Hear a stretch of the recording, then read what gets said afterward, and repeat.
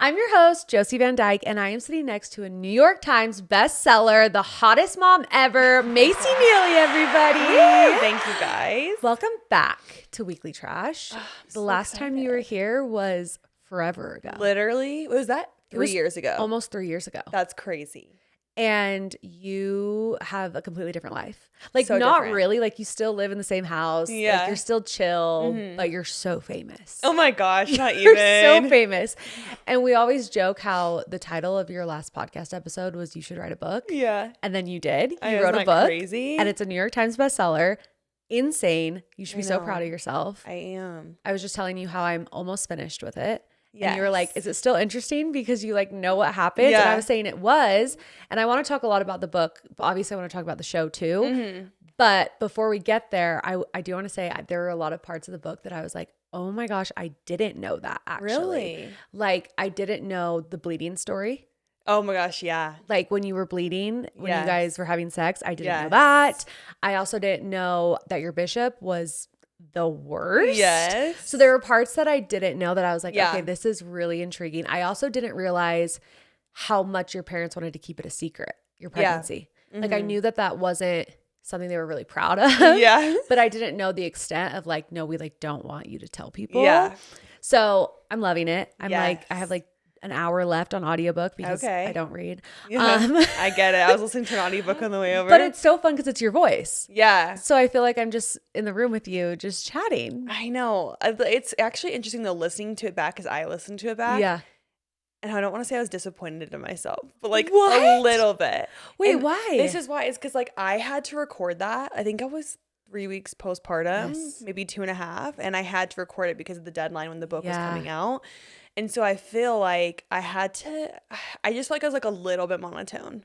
And I say Okay. that because it's like I've never done that before. And like you have a producer in your ears. And so like you almost like overthink it and you're reading the most Yeah. vulnerable stuff of your life with people listening. And it just felt like it was hard. And I also was like, if I show more emotion, like I won't be able to read it. Yeah, like you'll I start won't be able to crying. make it through. Like I had to almost like remove Disassociate. myself from the story. So part of me like told my husband, I was like, I wonder if I could like reread it at some point, you know? Really I interesting. don't know. It's not like bad. It's just Well, like I'm listening to it on 1.5 speed, so, so I it's can't tell. entertaining. Yeah. I can't tell. It's like, and then And it's so funny because even recording it, I guess I talk naturally kind of fast because Yeah. I had to read it so slow. That It would was be so so hard. hard. It was so hard. Like, and like little words where you naturally will fill in slang with your personality and stuff. It's like, oh no, like it's not A, it's Anne. Like it's like things like that, or it's like it Yeah. has to be perfect to match the book. that's That hard. it was hard. I almost want to like reread it and like this tone that I'm Yeah. talking to you in, and like I don't know, Give it more emotion. Because yeah, Yeah. there was definitely parts where I was like, is she about to cry? And then like, you don't because Yeah. you're reading it. You're not Yeah. like into it the way that I am. And so I'm like, Yes. oh, that is interesting. Yeah. So part of me like maybe down the road I'll like reread it again. I don't How long know. did that take? Because It took a long time. the audiobook too. is like 7 hours. Yeah, no, it took I think it was like 4 or 5 days, like 10 to 4 p.m. every Oh my day. gosh. And like keep in mind, have a 3-week-old. So like breastfeeding every like couple hours on my breaks, like it was hard. No, you really are Yeah, doing it was it all. rough. I text you. I was like, you should be so proud of yourself because majority of people can't even do everything you're doing not postpartum. And you are killing it. Aw, Like, thank you. travel all the time. New York's Times bestseller. The show just came out. Yeah. Like, you have so much on your plate and you don't even look like you're struggling. But you did say that you're having a hard time. So. I think it caught up with me. I think Yeah. it did. Sorry to interrupt, but today's episode is brought to you by Mayci Couture. You will never want to buy another blanket ever again. I would know because I've had lots of blankets, and ever since I got that one viral blanket that you see online, the Mayci Couture blanket, I am confidently telling you that it is the best blanket ever. Everyone needs to have something as cozy as Mayci in their home. There's nothing quite like coming home after a long day and cuddling up with your Mayci Couture blanket. They are soft and luxurious, and it feels like a cuddling cloud. Okay, just cuddle it up. There's so many different types of blankets out there, but seriously, nothing compares to Mayci Couture. They have the largest selection of colors, sizes, and patterns on the market. They are the creator of the original Hugs blanket, a double-sided, stretchy, and plush style that literally hugs you back. I've never had a blanket that even comes close to my Minky Hugs. Minky Couture is a female-owned business started by a mother who wanted to provide luxurious comfort to her daughter through a tough time. Since 2009, Minky Couture has been able to bring comfort and luxury to homes all over the world. Passionate about giving back to the community, they donate over 30,000 mini Minkies to NICUs across the country every year. And lucky for you guys, I have partnered with Minky Couture to bring this comfort and luxury into your home by offering listeners an exclusive 50% off discount. That's right, 50% off. Use your code weeklytrash at checkout for 50% off your next purchase on all full priced items. You can use it in store or online at softminkyblankets.com. Again, use code weeklytrash for 50% off your next purchase and treat yourself to the best blanket ever. Follow them on Instagram for additional deals and updates at Minky Couture. Thanks, Minky, for sponsoring today's episode. Okay, besties, listen up. If you're ready for fall wardrobe, you need to check out BOEM. I'm not kidding. I'm obsessed. Their denim actually fits like a dream. Their dresses are perfect for literally any vibe. And the sweaters, don't even get me started. Cozy, cute, and so easy to style. BOEM just dropped their new arrivals and it's giving main character energy for your fall fits. So dress them up for dinner, keep it casual for errands. These pieces do it all. And of course, I've got you. Use code TRASHER20 at boem.com for 20% off. Go add everything to your cart now and thank me later because these pieces won't be in stock for long. Again, that's TRASHER20 for 20% off at boem.com. And thanks, BOEM, for sponsoring today's episode. Are you getting sleep? No, I am actually. Oh, good. Like, so she's such a good sleeper. Like, Good. she started sleeping almost through the night at like a month old. No way. So like she was waking me up like one time a night since she was born. And then just recently though, I think she's going like the 4 months. She's almost 4 months. So she started like some kind of regression. She woke up the other night like 3 times. And I was like, what the hell is going on? I was like, is she sick? To eat? Yeah, like to eat, and just like she didn't want to be in her bed and she like, wanted to be in the bed with me, and I was like, I don't co-sleep and I can't sleep with kids in my bed. Same. But like there was a point where I was like, I kind of just like have to let you lay here with me, but I get scared I'm gonna squish them, so I can't do it. Like I don't sleep really. So it was a little rough for a couple of days, but last night she slept great again. So I'm like, okay, maybe we're back on track. You got a good fresh sleep. Yes, exactly. For the podcast. Exactly. Actually, I couldn't really sleep last night because the show came out. And it's like, and you were watching usually night 1 the show comes out. Like, I don't know, it's because everything's online and like there's so much going on. And then you're like, how did you get that perspective? And it's like, then it like plays in my head and I'm like, it's like really interesting. It is. See, where I feel like day 1 when it comes out, because it came out Thursday, today's Friday. So I feel like it doesn't get intense online until like Saturday, Sunday, because people need time to like watch it all. Yes. But again, I'm not on the show, so I don't see every little detail and go, why are people saying that? Yeah. But like an outsider perspective, I feel like my For You page isn't drowning in Secret Lives of Mormon Wives content yet. Yes. But tomorrow and Sunday, once they see every episode, I already know it's going to be. It'll get worse. It'll be like a war. It will. It'll be crazy. It's like I'll see things just because like I'll open my TikTok and I'll be like, you're tagged in 45 new videos in the last hour. And I'm like, huh? And I don't see all of them, but like sometimes I'll go through some of them and being like, oh. And then sometimes I'm like, you should just not look. Yeah. Does it give you anxiety to like open your app? No, it doesn't give me anxiety. It's more just like sometimes I get irritated. Yeah. You know, I'm just like, okay, this is stupid. No, people are stupid. Oh, yeah. But it's crazy because the last time you were here, had you guys filmed the pilot? I'm trying to remember. Because when I look back at that time, I feel like you guys were filming, but it wasn't something you guys were talking about because you didn't know what it would be. I think probably when I came here, I think I had just filmed it or was about to. Because wasn't it like fall of 2022? Yeah. And we filmed it like end of September 2022. So either I just did it or like was about to when I came on. When it like got brought up, what was the pitch that they were giving you guys about the show? Yeah, they were just kind of like, it's funny, I like laugh because the Mormon thing was not part of it. Yeah. It was kind of just like, oh, like moms who are doing social media, who are the breadwinners. So same concept that we have now, but like religion was never like part of it. Like it was never discussed. So I was like, yeah, sign me up. Like this is great. Like I'd never thought that we would be talking about like religion at all. Interesting. Yeah. Did you ever see yourself being a reality TV star? Never. I don't watch reality TV. Like, no, growing up, like my mom watched OC Housewives just because like it started in Coda where I'm from. So like I had seen a couple episodes of that. sometimes watch The Bachelor growing up a little bit, like, but more dating reality Yeah. TV, but like never like Housewives or like this kind of reality TV. Interesting. So like I just recently watched Love Island for the first Okay. time, stuff I like still that. Like haven't I watched just that. don't really watch a lot of reality TV. I love like dramas, like scripted. Yeah, you listen to Serial. I heard that part Oh of my the book. gosh, You like yeah. crime. Yeah, no, Do you that still? But it gives you PTSD. You said in not the Serial book. anymore because that like Okay. even the intro song, I'm like, No. But No. I loved like Crime Junkie and And that like kind of I grew stuff. up like watching Dateline. Like that was my reality TV. Okay, it kind of is a little bit. They It they is to like an make it very extent. dramatic. Yeah, I know it is. And then Okay. like murder and stuff. That's what I It's listened intense. to, watched. It's insane. I know. It's insane. But you start filming, and like, do you feel like because you didn't watch reality TV before, you didn't know what to expect, really, or Yeah.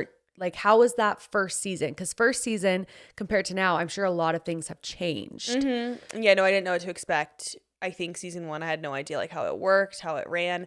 And then the one thing that's funny and we all like laugh about, look back on now, is like I thought that like everything you filmed made it in the show. And Yeah. I was like, so there's a couple times where I said something and I was like, oh my gosh, and if that makes it, oh my gosh.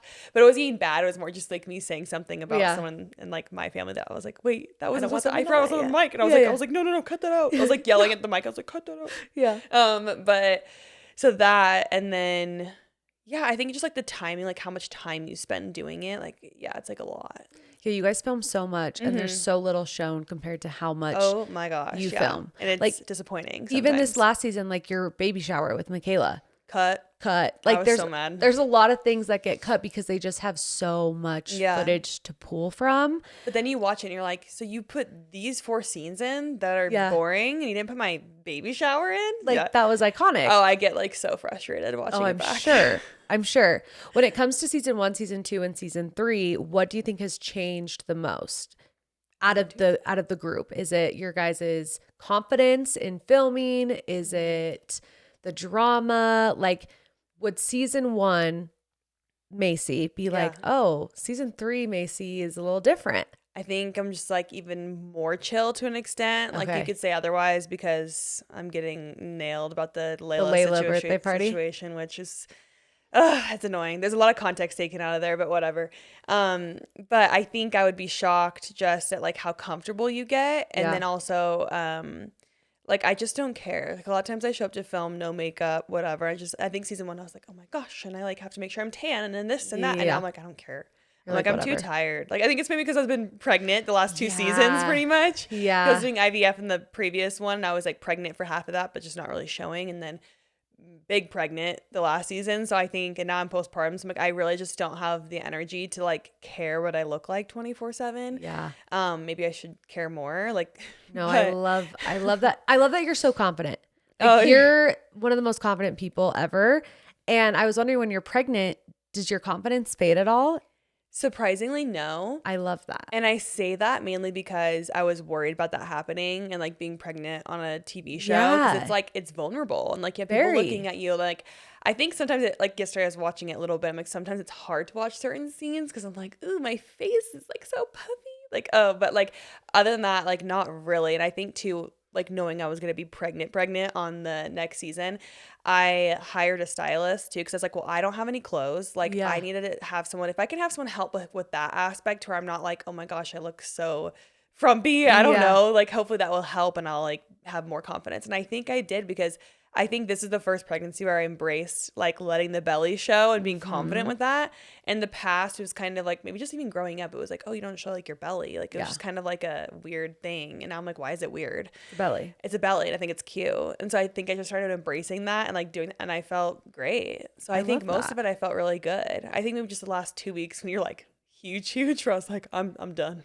No, that's probably my biggest fear, is being on reality TV pregnant. Just because I look like a different person. Yeah. You look like the same person. Like, you're still pretty. Oh my gosh, I don't know about that. Not pretty. No, I would say look my face was crazy. less swollen this pregnancy though than my other two. But I also think it's because Interesting. every night I was going like this in the shower. Like Oh, that didn't the exist. My lymphatic first massaging pregnancy on the face. there was no lymphatic talk. I'm Yeah. like, I was gonna say talkage. I don't know what I'm saying. Yeah, but like Lymphatic on talk. TikTok, Yes. lymphatic talk. Yes, exactly. And so I didn't do any of that like my other two pregnancies. So that's when I did just my face. I didn't do anything else, which I probably should have, but Just have still. the, was it the gua sha? Yeah, gua sha The or gua sha, whatever. the yeah. tool. Yeah, so I just all did over my your face. But face? I honestly was too lazy sometimes. I just use my fingers and just be like push really hard like Oh. this and like down and like all I that. should have done that. My nose is what My gets nose did get massive. a little bit bigger too towards the end. You don't really notice it sometimes when you're in it. But like And when I then you look back look at videos, I'm back. like, whoo. Hey. Even like freshly postpartum, like you're still Yes. swollen, like probably from the fluids and all the things. And like, Yes. yeah. And I feel like Yes. I'm still not all there yet, but No, we're you look getting hot. there. You look Oh, you're hot. so nice. When it comes to mom talk, I love all the mom talk content, but mom talk has changed a lot since the beginning. Yes. Like beginning mom talk, you guys would all get together. There was a lot of you. Yes. It was like a group of 50 girls from all over the Yeah. place. People would come from all different states and Yeah. they would all have these meetups and do dancing videos and Yeah. matching outfits. Yes.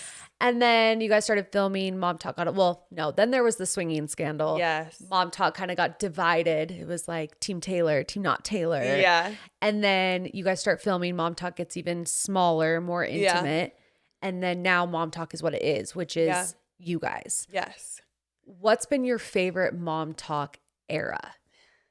It's hard to say. Definitely not before the swinging scandal. Okay, really? Yeah. The beginning, like the first time I went was like fun. But I've said this before, like there was a weird vibe to it. It felt very transactional. Like it didn't feel like girls wanted to be friends. It was like just business, it felt like. Like I'm not saying like I was the only one trying to be friends with people. Yeah. That's not true. But like I was trying to make relationships and like it didn't seem like that was the case. Like reciprocated. Yeah. Like at least in the beginning. Like even with Taylor and like Miranda and stuff like that. Like Miranda, we hung out like a couple times, but like it wasn't, it just didn't seem like people like wanted to really be like friends. In my perspective, maybe they think differently.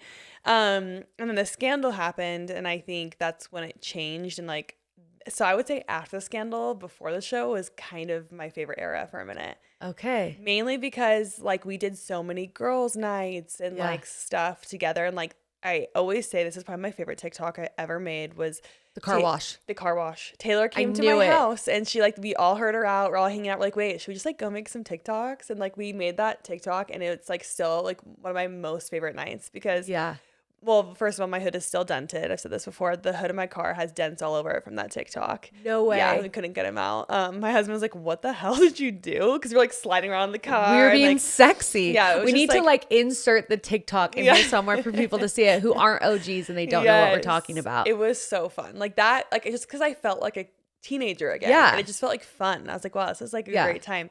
So that era was really fun because we were always doing girls' nights. And like, also, I don't want to... I'm like, this was like pre-Dakota too, so I feel like Taylor was kind of just like, I don't know, like she was just like out of her marriage and figuring out who she was, but she was just like around more and like wanted to hang out. I'm not saying she doesn't now, but she was more mentally there. Yeah, like she was around and like wanted to hang out and wanted to do girls' nights, whereas like once she started dating Dakota, I feel like that kind of changed and like she kind of isolated a little bit. Yeah. So I think that's why it was my favorite era because we were all just having so much fun together, you know? And I feel like you guys got super close during that time because like outsider perspective, before Mom Talk became a worldwide phenomenon, here in Utah, it was like a close circle. Everybody knew everybody's business. And what it seemed like is Camille and Miranda were like, we don't want to be friends with you anymore, Taylor. And then Taylor was kind of adopted into yours and Whitney's and Michaela's friendship. Yes. And like we saw the content shift from like instead of everyone together, it was like divided. And then it was you four all the time. Yes. And it was, I'm sure it was fun to like get close to each other. Do you feel like you guys were close before that situation at all? Before the swinging? Yeah. No, not really. Like I think I hung out with Taylor 2 times before the scandal came out, like once solo maybe. Yeah. She didn't seem like she really wanted to, if I'm being honest. Gotcha. Until like after the scandal and like we all got really close. And I think me and Taylor too, like we hung out multiple times after the like scandal, like solo, and we really got to know each other. And I was like, we're actually more similar than I thought we were. Like, and so I was just like, that's when we like, I was going to say fell in love. What am I saying? Okay. I was going to say. That's like, when her and Taylor fell in love. When we were in a relationship. That's when things got serious. No, but that's when, that's when we like really had a friendship, like a good friendship. So it was really fun. Like, and like, even when she was with Dakota in the beginning and stuff, we still hung out like a lot, but not nearly as much. Right. Yeah. Like she wanted to just like be with him, which is fine. But, it just like was different after that. I mean, I didn't plan on talking about Dakota, but since you brought it I up, the first time Dakota was brought up, like Yeah. the idea of dating him, because I'm sure you guys would have girl talk and she'd be like, I'm dating Yeah. this guy named Dakota. I want to date with Yeah. Dakota. What was your initial thoughts? Because you didn't know who he was, right? No. Like nothing about him. Nothing. So did you like him off the bat because you didn't know anything, or did you get bad vibes from the beginning? No, I'm laughing because at the beginning I was like, stay away, Taylor. Really? Yeah. I could just tell. Like and I sure maybe I judged him before I met him, but I was like, Taylor, like if I were you, be single, take your time, you need to heal from the divorce. Like you need to just not. And also I was just like, gosh, I don't want to be mean. And I'm like trying to like think of how to say I don't this want to nicely. be mean. I'm just gonna say it nicely, being like, okay, like what does he have to offer you that like you couldn't get elsewhere? Like what, you know what I mean? What is the offer here with this guy? And I think it's like it comes down to worth, right? With Taylor, because like I could see her worth, but I don't know if she necessarily could see that then. Especially that time And she that's thought what I she didn't mean. deserve I'm not anything. trying to like discount him or say like he's not good enough for her or whatever, but I'm just trying to say like, okay. Anyways. No, I got you. So that, and then I met him and I was like, okay, like he's nice. Maybe I was like a little hard on him. And like, cause this is when we filmed the pilot is the first time I met him. And Taylor's family and them were like digging into him. And I was like, damn, I was like, poor guy. Like, so at that point I was like, okay, like maybe he just like deserves a chance. Cause I'm always someone who gives people chances and like gives everyone the benefit of the doubt. And so I was like, we went on a double date and stuff like that. And then did Jacob get bad vibes? Not in the beginning. Okay. No, I don't. Jacob's still pretty chill. Like I can't say much about it. Like I think he just, there's certain guys he doesn't like, but if he really doesn't like someone, there's definitely a reason for it because he is even more chill than I am. Yeah. And so like with that relationship, and then like obviously I was hearing what was actually going on behind the scenes, and I started sensing things just because I'm like isolation and things like that. I was just like, red flags. I've been down this road before, so I kind of know what this looks like. And she didn't even realize it at certain times. And so I was trying to help her through that, right? And that's why I'm like so involved, I guess, to an extent, is because like I was with her and like really good friends with her before she met him. And there was a time before they were official too where she called me and was like, hey, I need your opinion on this. Like he lied about this, this, and this. Like, what would you do? And I was like, Taylor, run. I was like, if he is lying to you now and you're not officially together, just imagine what's going to happen down the road when you're actually in a serious relationship. The lies will never stop, because if you're lying about something so simple and little, what else is he hiding? What else is he gonna lie about in the future? Yeah. And so, and she's like, yeah, you're right. But then she ended up dating him. So and having a baby. I was like, I should have told her the opposite. I'm just kidding. Yeah. But at the same time, you can't say that because like now she has a beautiful baby. Like she has ever, and like you never regret like, you know, when you have a child and things like that. Like what the BYU guy said, like a baby is never a mistake. That's what I always related to, because I had that same situation, right? So it's like it's never a mistake. It was always meant to happen. For sure. But yeah, you know. You weren't a fan from the beginning. No, and like me and him are actually chill. Yeah, you seem chill at the Halloween party. Yeah, we're like pretty chill now. I would say it's like I always tell him this. I'm like, it's not like I don't like you. I don't like you with Taylor because like you two I don't together. like you as a partner. Yeah, I'm like I don't think you are capable right now because you need to heal as well from like your addiction and his past or whatever. Like you both aren't capable of like being good partners to each other. Like I think you could with someone else, but your personalities, whatever it is, it just doesn't work. It's not going to work. I'm sorry. No, like that's just the reality. Yeah. So I don't know. Like, yeah.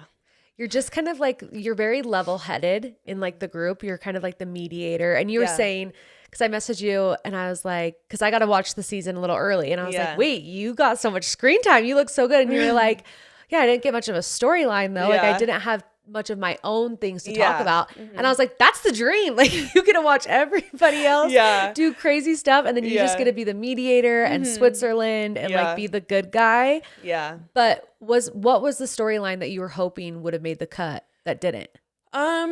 There wasn't like anything major going on, but obviously like I was writing the book the whole time that I was filming that. So I feel like you kind of see me get the book deal, but then you never see the process of writing it. Yeah. So like that I would have loved to show, because it's not like it was easy writing trauma and like going through that. And I had a lot of like dark days doing it. And so we didn't get to see any of that. And then also the baby shower. Yeah. That stuff just makes me mad. Mainly because it's like, since I am someone who's more chill and I don't really like start drama, I don't really have beef with people. It's like, that's how it can, like the show benefits me, right? Is being able to talk about my business and being like, okay, like, cause it was the baby mama baby shower and I was launching my new product, Every Mama, on the show. And so like, that was the whole, it wasn't the whole purpose of doing the shower because I also wanted to do a shower. It was for me, Michaela, and Jen. And then Jen wanted to do her own thing. I was going to say, Jen wasn't celebrated there, but. No, she didn't. Well, she didn't want to be. Yeah. I like offered, I was like, baby mom was going to throw me, Michaela, and Jen a shower. And she was like, I want to do my own thing. So I was like, that's fine. Just wanted to offer. I want you to feel included. Like her shower didn't make the cut either, though. No. That whole thing actually was a storyline. Like there was drama. Like that she didn't want to shower. Yeah. Not like me and Michaela weren't mad about it or anything, but there was like this whole side thing that like it didn't make the cut, which is fine because I was like, I'm fine with that. Wait, what was it? Can you go in depth about it? Well, I'm like, I don't want to start drama outside of it now, but it wasn't. Yes, do it. I mean, it wasn't a big deal. It's honestly so petty and dumb, but like, so I'm like, how did it really start? Maybe I'll give like a very brief Cliff notes. Yeah. So Jen had the flu in April, and I'm a little bit of a germaphobe, and I don't feel like I was ever mean about it, but like she ended up coming to Stagecoach with the flu, and we're like, just stay in LA, like you're so sick, like you should probably get home, and she still decided to come, and it is what it is, but I was like, okay, like I'm gonna stay away. Yeah. And I think she was offended because I was like, oh, you have the flu. And so I think she was offended that we were saying like, oh, you have like the flu, like let's kind of stay away. Just because me and Michaela are pregnant. Social distancing. Yes. And so I think she was offended that we said that she had the flu. And so she didn't want Okay. I think it offended her. And like maybe there was more to that she just didn't tell us, but that's what she told us, is that she didn't like that we said that. But I was like, but that's just the facts. Like you had the flu, and I don't want to catch the flu. And guess what? Did you get it? I did catch the flu right after that. Oh. And so at the reunion that you saw, I'm sitting like this, fighting for my life because I still had to go to the reunion, which was like, I just laid in bed for 5 days basically. And then I caught a sinus infection with it. So I had the sinus infection and a flu and pregnant.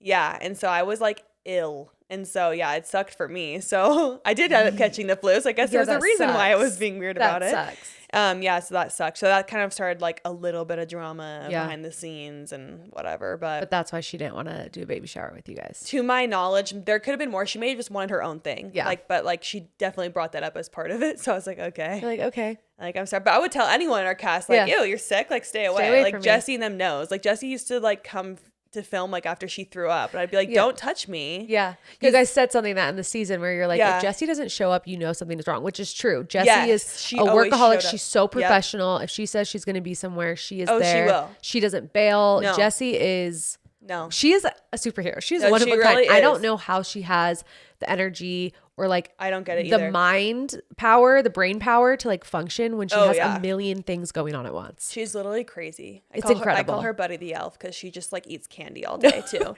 Candy and coffee. Yeah. we went to Dutch Bros and she ordered me her order, and I texted her after and I was like, I'm gonna like literally have like a seizure or something. No, I know. Like I am so shaky. I'm not okay. And she was like, really? Yeah, no, I'm not okay. Like, how many shots of espresso were in that? She's like, I think like 8 or something. She's crazy. It's insane. I love her though. No, that's season 1. She showed up. Like she showed up to an event, or it was her event, and we all came, right? And she, I guess, in between like filming, was going in the bathroom and throwing up. But then like coming and hugging us, and I was like, I found out like when the scene was like when the event was over, I literally was like this in the car, like dead silent. I went home, took all my clothes off, full body shower. Bleach. People don't understand. Like I have like I think it's called like emetophobia, whatever it is. It's like the throat phobia. You've been like that forever. Yes, like I have that. And so for me, like for people who are like, I wish I could be someone that's like, oh, it's no big deal. Who cares if you throw up? Yeah. I like straight up like panic. Like if people post in their stories, like my whole family got the flu. I'm like, huh? They did? Like, I'm like, where is it? You're like, I can't have it. I don't want it. No, that's hard, especially as a mom, because it's hard. I mean, when your kids are in school, it's hard. Every sickness comes out. I know. And you're just like, what am I supposed to do? Homeschool? I know, it's really hard. So like, So in that's general, tough. I'm someone who actually just doesn't love sickness, but who does? I get it. Nobody likes to be sick. I'm but a little more intense. paranoid than other people. You're a little more I have intense. hand sanitizer with me all the time. I love that. You're a clean girl aesthetic. In the show though, we did, like I said, we got to see you be a mediator and be the one to like get down to business about what's going on with Marciano and Jessie. You guys meet him for lunch. Was that encounter awkward at all? Like, did you want to do that? Obviously, that's a great storyline. That's something that they want to see because they need him to be honest. Like, Yeah. did you or did you not have sex? Yeah. But was that something you were fully willing to do, where you're like, yeah, let's do it? Or you're like, I don't know if I want to sit down and have lunch with him. Well, it's not like I wanted to sit down and have lunch with him, but like I was feeling like, yeah, let's do this. Let's get this mother effer. Yeah, like that was me and Michaela's mindset. Like we were like, it was awkward, like waiting for him to show up. I was like, this is so awkward. Because that was the first time you'd met him, because you didn't go to Vanderpump Villa. Michaela did, though. Yeah. Did Michaela have a vibe? Like, what was her initial she was vibe like, of he's him? disgusting. Oh, okay. She was like, he's slimy, he's gross, he's this, he's that. And then like only thing I had to reference was like his videos. Oh my gosh, they're so bad. That part online with the DJ video, I was crying. I love that production added that. Like, they deserve chef's kiss. Like, it was so good. Like, I'm so dead. It was so funny because like, so the day that we found out about Jesse's affair, so there's a scene before that at the salon with like Layla and stuff like that, and like I didn't know I was gonna be filming. Like I walked into the salon, obviously I'm like bare. That's probably the scene where I was like, I look dirty there. Like we were talking about that. I was like, that one. I was like, oh man, because I walked in not expecting to film. They just put a mic on me, and I was like, what's going on? Like I was like so confused. Like me and Michaela had like no idea what was happening, because like the day before Jesse didn't show up, right? So we're like, and she was supposed to be there that day to do her hair, and wasn't there. So it was like we were all confused. But anyways, like we filmed that area, then we went to Jesse's house and filmed with her. We went straight to her house, and then we went to get chili cheese fries, which was cut out, but you know, that's fine. But in the car, like when we're driving and we're talking about things, they cut this out, but it was so funny. Like we were just like, I feel like I was delusional because I'm pregnant and tired. Like we're filming all day long. Like we did not stop for even 10 minutes that day. And Michaela, I was like, I don't know what this guy looks like. Like, show me a picture of him. So she pulls up his Instagram, and I think I was just like delusional from like the day. I literally started crying. Like I like literally was like, there is no way that this is the man who is running around ruining marriages and mom talk. I was like, there is no way that this guy, they're risking it all for this guy. No. I was like freaking out. I was like, there's no way. No, it's actually mind-boggling. No, I know. I'm like, is he like slipping them some kind of potion to make them think he's something else? Like, I seriously do not get it. Girl. I do not get it. And that's what's making me laugh right now. It's just, it's crazy. Is he a little more charming in person? I will say he was better in person than I thought. Okay. Like when I was seeing pictures and things, I was like, oh. And like in person, like, but like still he was like, he's at least really nice, but I think that's why people like maybe fell for that, because he's like tries to be really charming and like. No, when Jesse read their sex, I actually wanted to throw up. I don't know. I was like, I can't even fathom texting the guy like that looks like that, acts like that, and like being into it. I know. Jesse, I'm so glad you're not like that. I'm so glad you got out of that. But I know. But like we've talked about it so many times. Like with Jessie, like she's just going through stuff. She was. So it's like when someone gives you attention, even if they're the cringiest, ickiest guy on planet Earth, it just happened to be like him. Yeah, you know what I mean? Like it. Yeah. So. But that was so shocking. I mean, I know when I found out, I was shocked, like fully shocked, because I knew everything that was going on with Demi, and so I was like, wait. What? Yeah. Jesse? I was floored. Like, did you have any inkling at all? Zero. Like, absolutely nothing. Like, because, like, it was talked about before. Like, season 2, I think, where it was, like, the truth box. I was like, were you kissing Marciana at Tom Tom?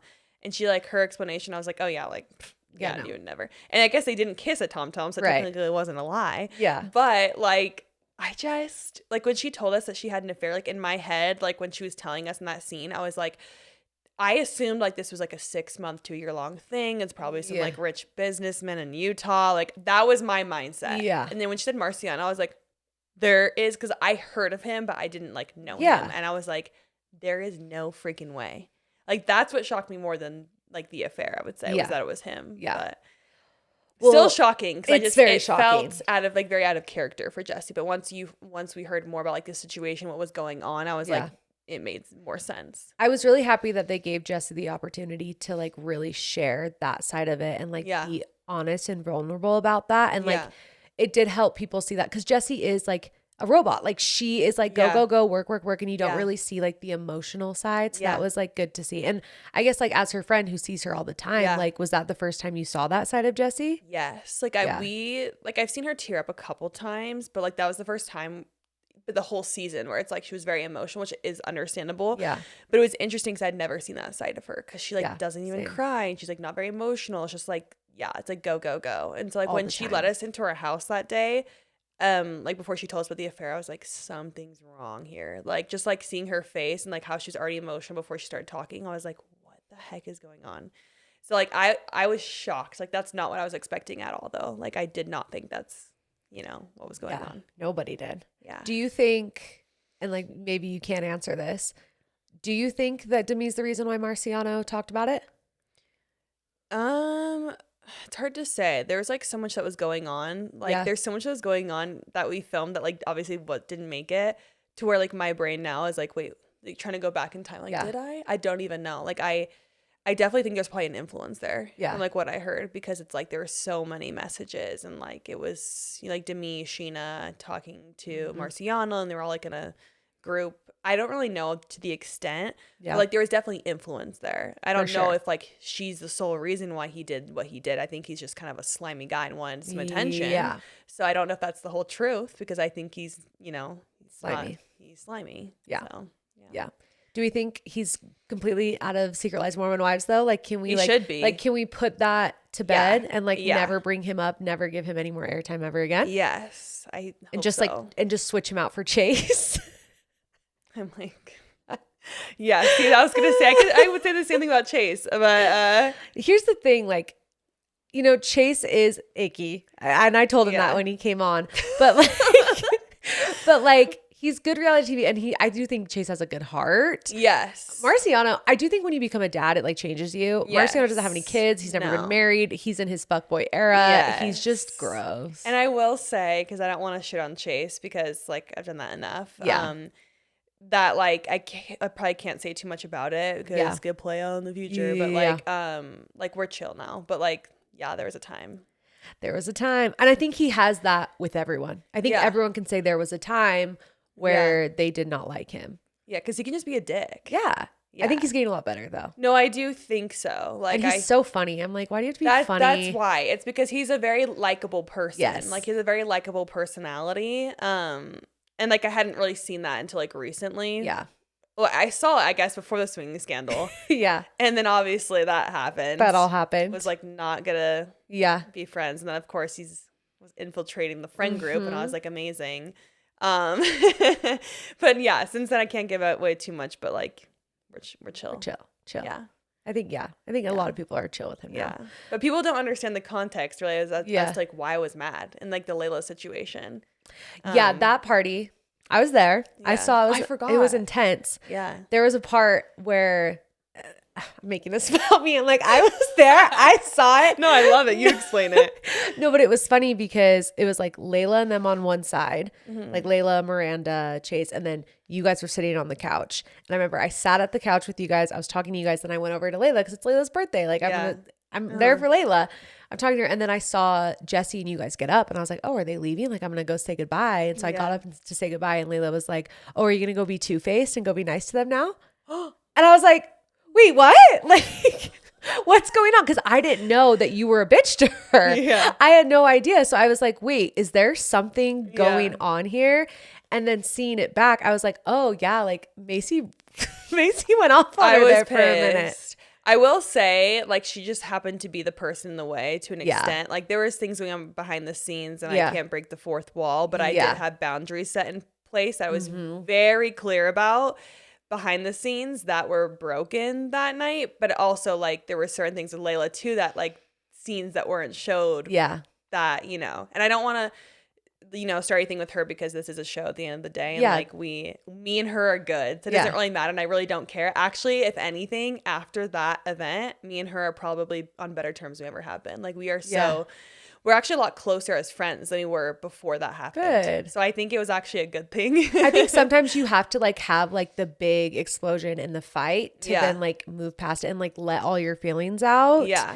Because if you hold it all in and then you never get like closure about it. You're just like constantly like, oh, I'm still mad at her that she invited Chase. And also like it was because too it was more of a protection thing on my end. It was Yeah. like a protection for my friends because I'm like, this man not only shit on all of us online, he also like was pointing in Taylor's face at the Halloween party being an ass. I was like, he also was an ass to Layla, where I was sitting at like the Clear Stem brand trip with her as she's finding out what he's saying about her, and she's almost in tears, so upset. And so I was like, and now he says sorry because he wants to be on the show. That's how I was mad. I'm like, he's only saying sorry to you because he wants to be on the show. Yeah. And like, you know that, and you're still allowing it to happen. So it was more of like, yeah, it was a whole thing, but I think it was more so a protection of my friends, where I was like, I'm upset for my friends more so the fact that he did them dirty. Like for sure. me, I could give two shits what he said, but on the show makes it seem like I'm mad because he said I didn't have a career without them. Like, that's not why I was upset at him. But and you did say like you were pregnant, so you were a little bit feistier than usual. Because I had never seen that side of you. I like, was fuming. Because I knew that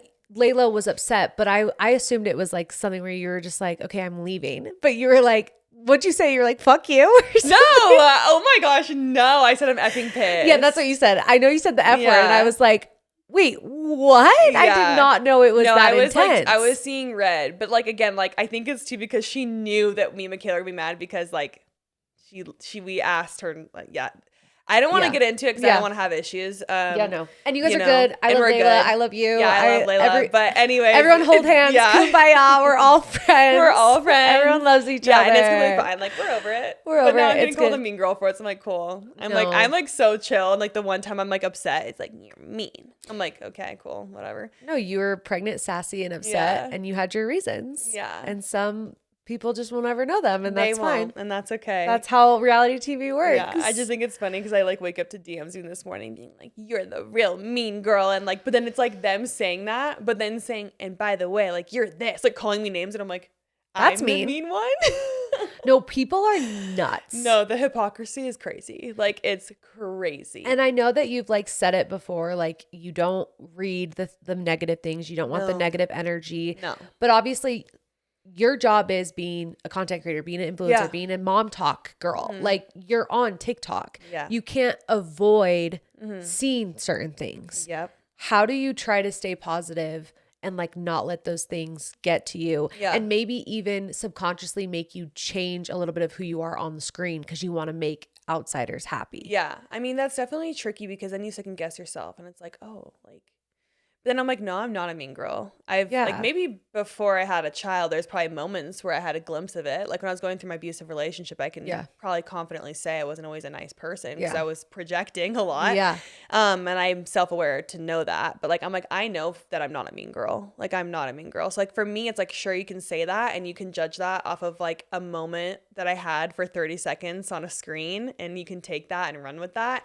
But that's not who I am. And so I feel like when you know who you are, it doesn't affect you as much. Yeah. There's times where I get frustrated because I'm like, that's not right. Like that was out of context. Because I'm also someone who's like about the facts. I'm like, and that's not the facts. Yeah. You like things to be fair and true. Fair and true. Yeah. And so I'm like, so there are times where it's frustrating. And like, there's been times where I'll type something out, but then once I delete it, I'm like, okay, at least I said it in my head. And like sometimes that makes me feel better. Yeah. And then sometimes I'm just like, screw you, delete. Like I'll just delete the message.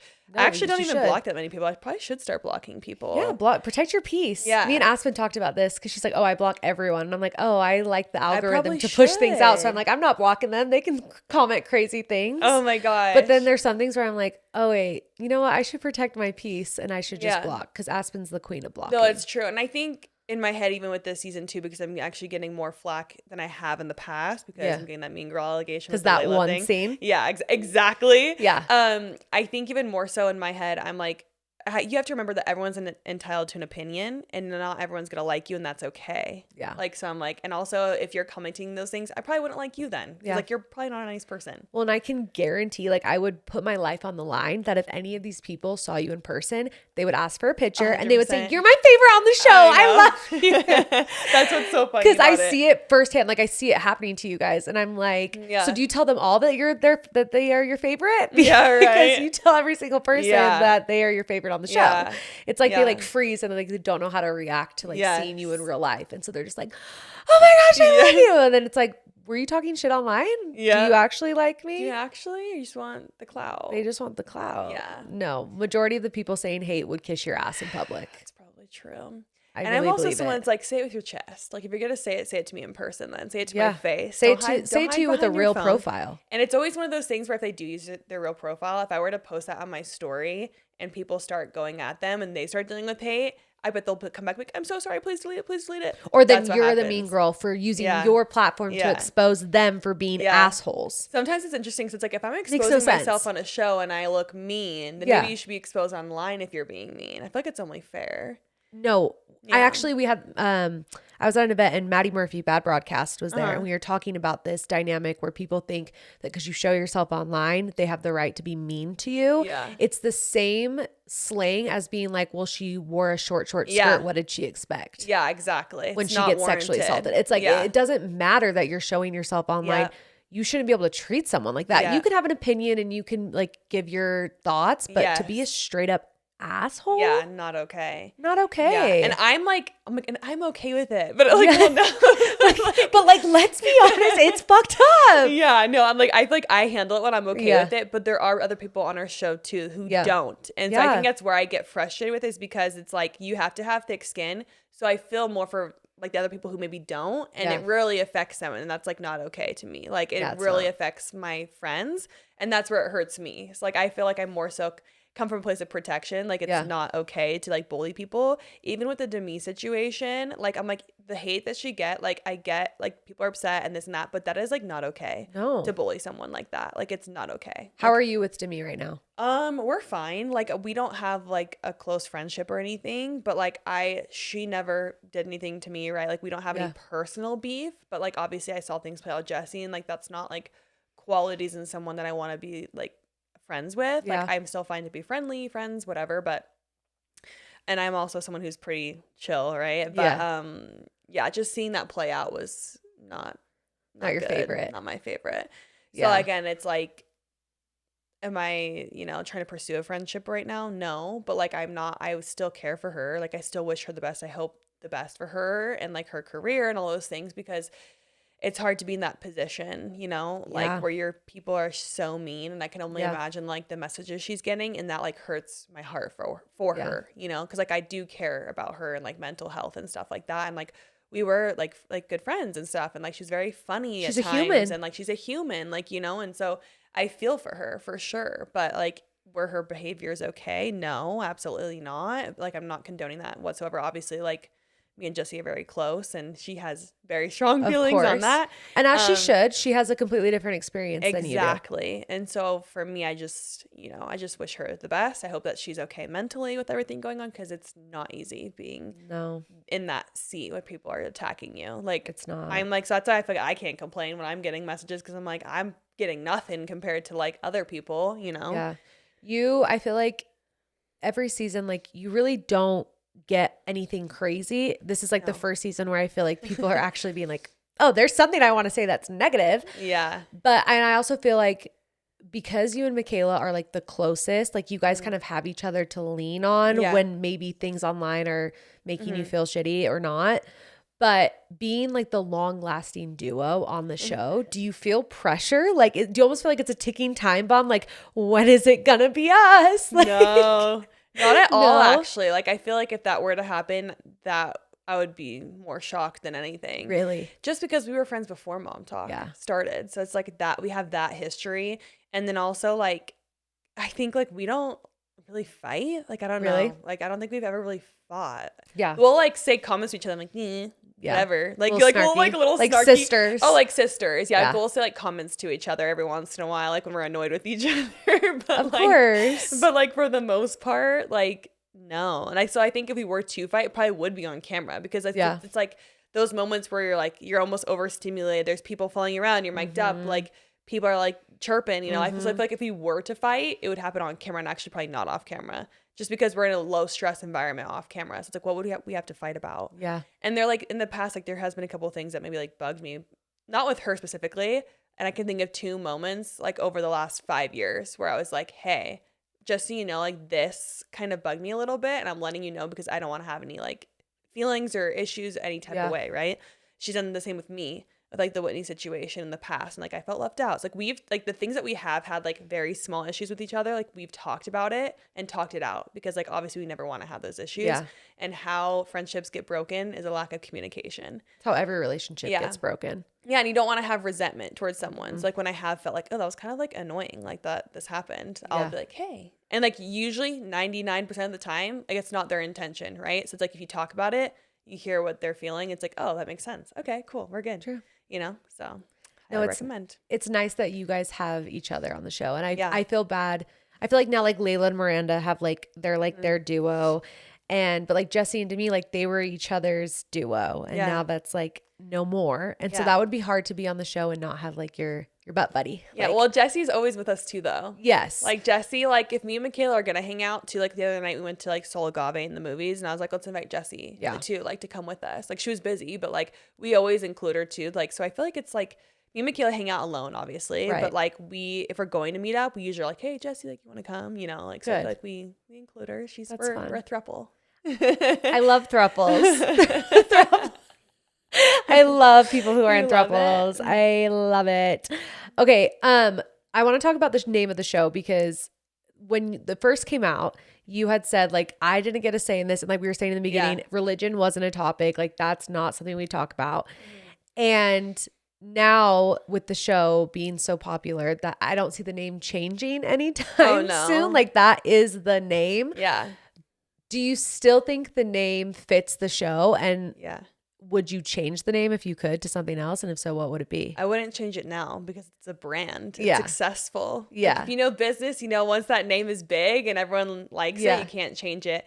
I think before the show came out, I'd have been like, this is so dumb. Like, but again, I'm not a producer. Like, I don't know what, and I get it, it's clickbait, but I think like being Mormon, I was like, oh my gosh, like this is not what I was expecting. And we hadn't seen the show too. So I'm like, are they going to edit it weird to make us look like weirdos? Like, I didn't know.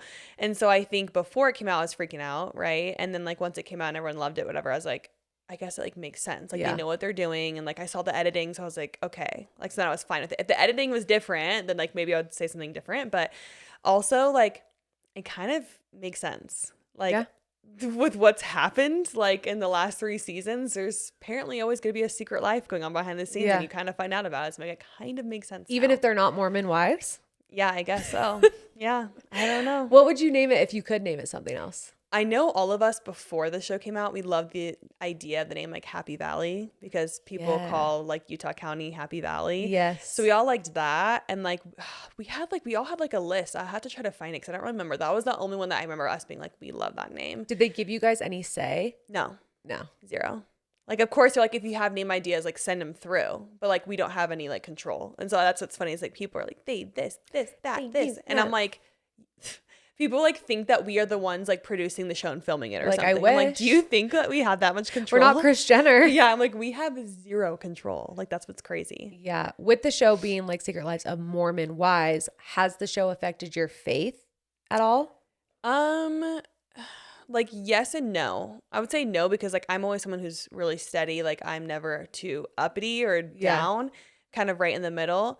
But I say yes just for the fact that like there are times where maybe I feel a little bit resentment. And I think it's just natural coming from the fact that like you have people attacking you because you are Mormon, right? And they're like, that's a cult and this and that, and you guys are this and that. I'm like, okay. And then you have your own community attacking you, being like, you're not Mormon enough and you're not a real Mormon. And then I'm like, what the hell? Like, so I feel like naturally I have in the last year felt a little bit of resentment at times, and like just the fact that people can be so judgmental. But that's the culture, and that's what's hard is like it's more so the culture that I feel that towards, and not necessarily the church, if that makes sense. So it's kind of hard because you kind of have to separate the two, and that sometimes can be hard. But again, it's like I'm someone who will just go to church with my head held high and be like, I don't care. Like, say it to my face then. Like, I really don't care. Like, I went to church at my parents' ward pregnant out of marriage. Like, you think that showing up after the show is really going to affect me? Like, it's you think not. you can hurt me? Yeah, I'm like, you think you can hurt me? It's not going to happen. Do you and Jacob have the same beliefs when it comes to the church and how you guys feel about it? I feel like we're both on the same page. Like, we're both pretty neutral about things. Like, we're not just kind of right in the middle, like I would say. Like I feel like we're pretty on I don't even know what I'm saying. On the same page, On though. the same page. I'm like trying to think. I'm like, are we? Like, are we? Yeah, no, Yeah, we are. no, we are. Like for the most part. Has the show affected your marriage at all? Good or bad? I would say good, actually. Really? And I say It's usually that. the opposite. Yeah. And I say that just because it's like I have to lean on him more now, like about things and emotions and business and things like that. And like, so I feel like we communicate more now than ever. And also just like going through an experience like that, you kind of have to cling on to each other. If not, I've just heard horror stories with that and how it affects people's marriages. So I feel like for the most part, I think it's made us stronger. I feel like more connected to him as we've been married longer, actually. So like, I think it's actually been great. Like, I don't know if it's from the show necessarily or just growing together as time goes on. Yeah. But I would say things are great. Because you guys seem like a really good team. Yeah, no, we are. Like and I talk about this in the show because sometimes they like, well, we gotta be vulnerable, this and that. And I'm like, what do you want me to say? Like, there's nothing. We're perfect. I'm like, well, we're perfect, actually. Right. No, we're not. But like, I would say, I tell them like the only thing that we have issues with is like business because we work together. Like, it is hard to work with your spouse, and we have completely different brains. We do not see things the same. Like, even making a TikTok, like if we make one together, sometimes it takes forever because I'm like, no. He's an overthinker, and he like wants to make a spreadsheet for a video, and I'm like, it's so simple. Let's just do this. We'll put the words on after. But he's a math brain and I'm not. Like, so I feel like he's like very more like analytical and like wants to think things out. And I'm so impatient that I'm like, just get it done. Just do it. Yeah. So like, I feel like we have a hard time working together. So like business is sometimes tricky with us too. And also because it's like, he like wants me to succeed so bad, which is like the most amazing thing. Like, if anything, he wants my light to shine brighter. So he's always trying to help me with that. But to an extent where I'm like, I'm tired. Like, leave me alone. Like, I'm sick of this, Grandpa. Yeah, no, that's too like, damn bad. It's literally what it is. And so like, it's just like funny because like he just wants to help me. And so there's times where I'm like, just back off. So, but that's nice to have someone that's like so supportive of you. Oh, 100%. Like, and wants that. I can imagine it being the opposite. Like, I don't think I'd be married if that were the case. Because it's hard to like, once you get all this fame and success and money and all the things, it can like really ruin relationships. Yeah. Mm-hmm. And especially if there's like jealousy and they see that you're getting all this attention and they try to dim your light. Like and that definitely happens. That's toxic. That's it's bad. That's not good. With all the fame and attention that you guys get. Today's episode is brought to you by Cozy Earth. You guys know how much I love Cozy Earth sheets. They're so incredibly soft. Their towels are so plush. Their pajamas. Seriously, everything about Cozy Earth is the best. The holidays are coming up and it's time to start getting gifts for the special people in your life. And I always have the hardest time getting gifts for my parents and in-laws, and Cozy Earth is my go-to. Everyone becomes obsessed once they switch to Cozy Earth. And if they don't, they get a 100-night sleep trial. But trust me, they will keep them because once you use Cozy Earth, you can't use anything else. Black Friday has come early to Cozy Earth, and right now you can stack my code weeklytrash on top of their site-wide sale for an additional 20% off, which gives you 45% off a discount, which is huge. 45% off. Reminder, if you get a post-purchase survey, make sure you tell them that Weekly Trash sent you. Again, that's Weekly Trash at CozyEarth.com for 45% off. Time to wrap the ones you love in the luxury of Cozy Earth. Thank you, Cozy Earth, for sponsoring today's episode.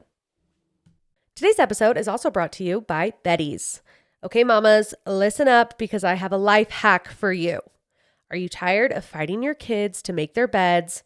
Say hello to Betty's, okay? The unique design lets your kids make their bed with just a zip. I would know because I have one for Bentley and I have one for Brooks, and you sure as heck bet I'm going to get one for Banks when he has a big boy bed because it has made my life so much easier. They have a patented bedding that includes everything you need: fitted sheet, top sheet, and comforter in one seamless piece that zips together. My kids love feeling accomplished, and your kids will love it too when they can make their bed all by themselves every single day. Make your mornings easier and visit bettys.com. That's BEDDYS.com. And you can use code TRASH for 25% off your order. They are great for hard to make beds like bunk beds, RVs, etc., or for anyone that just wants better habits, because the day is better when you start it making your bed. So discover the joy of hassle-free mornings and the satisfaction of independence for your kids with Betty's Revolution Betty Solution. Again, that's bettys.com. Use code TRASH for 25% off your order. And thank you, Betty's, for sponsoring today's episode.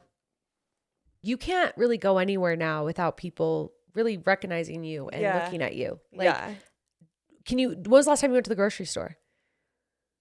I haven't been to the, I don't think I have been. Yeah. We just do a grocery pickup. Yeah. But like if you did, like people would be stopping you. Yeah. Well, I did do I do Target sometimes. Okay. So I guess it's kind of a grocery store. Yeah, that's a grocery store. I did do one the other day and I looked so crusty. See, that's something I don't love is that like I just want to live a normal life still and like go to the grocery store looking like Adam Sandler. Yeah. So I'm gonna continue to do that, and I don't give a shit. Like there was parts of me who was like, oh my gosh, like people were gonna like they're gonna say I look ugly, and I'm like, I don't care. Yeah, it's like not a big deal. So like I just do it anyway. So I like walked in, like my hair almost looks like it's dripping with grease and full on sweat. I have my AirPods in, no makeup. I'm just listening to an audiobook.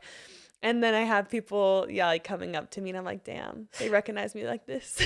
Yeah. And so there's times like that where I'm like, damn it. Like, could I not have looked a little bit better? You know? No, I would be the same way. I'm like, I want to be comfortable. Yeah. But I still want to live my life, right? Yeah. I don't want to be like, oh, I can't go do this. You know, I think Jacob's a little more, I don't want to say weird about like protective about it, where it's like he likes to protect like my peace and our peace. And so like even Parade of Homes is like one of my favorite things to do. Yeah. And he was so funny about this year. He was like, we can't go on a Friday because Friday's gonna be most crowded, or like a Saturday. Yeah, we saw you at one of the houses. Yeah, exactly. Yeah. So he gets like weird about it. It's like we have to go during like work hours because we don't want like. And it's true because when I did run into people, we were at the, not you, but like we were at the houses for like a while, you know? So he was like, and I think he also wants to like go do his I want to go look at the houses. Yeah. Because he was like, you talk to people too much. He was like, when you do talk, like when you do see someone or whatever, like you just talk too long sometimes. So like, I want to help move things along. Like, let's keep going. Which I'm like, I know, but I like love to connect with people and like, that's the fun part about being famous. We wouldn't be here without you, basically. It's like I wouldn't have a career without you, which is sometimes hard to think about too, because it's like it's hard having a career, at least right now, thinking about like if people don't like me, I don't have a career. Like I hate that because I don't really care what people think, and that's what's hard, because it's like I don't, but to an extent you have to a tiny bit because like your career kind of rides on that, you know. No, I feel the same way, and it's on a very small scale compared to you, so I can't imagine that feeling of like almost kind of like golden handcuffs, where it's like you get to live this like beautiful life. It's so fun. You get all this fame and attention, but like it can get taken away in a second. I know. And that is so scary. Scary. Yeah. I'm like, luckily, like I do have some past work experience in my resume. So if I did, at least I think I could go back to work. You would be fine. If but I it's had scary. to.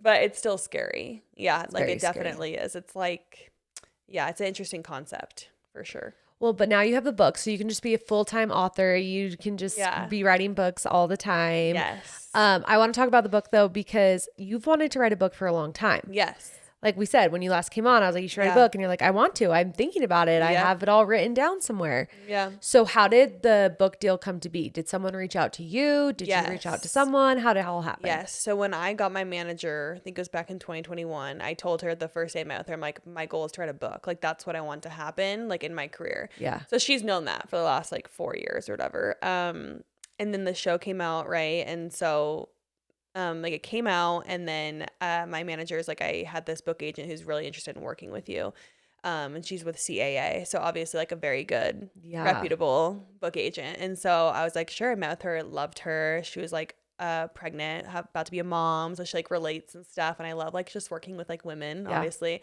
And so I was with her, and then she was like, this story is so great. And so we wrote like a book treatment, basically like it's kind of like a pitch to an extent of like what your book is going to be about, like almost like a pilot. Yeah, like a 1 or 2 pager. Yeah.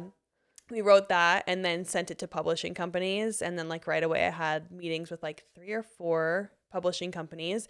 And so I think it's just like not long after the show came out, maybe like a few weeks after, and it kind of happened like very quick. And so I met with all 3, and like they were all so great, but like I always wanted to be with like a top 3. And that was Simon just like Schuster. tennis. I'm competitive. Yeah.